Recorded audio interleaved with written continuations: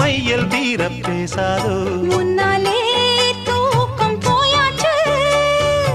உள்ளார ஏதேதோ ஆயாச்சு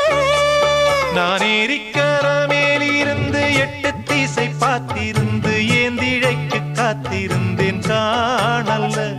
மணி 7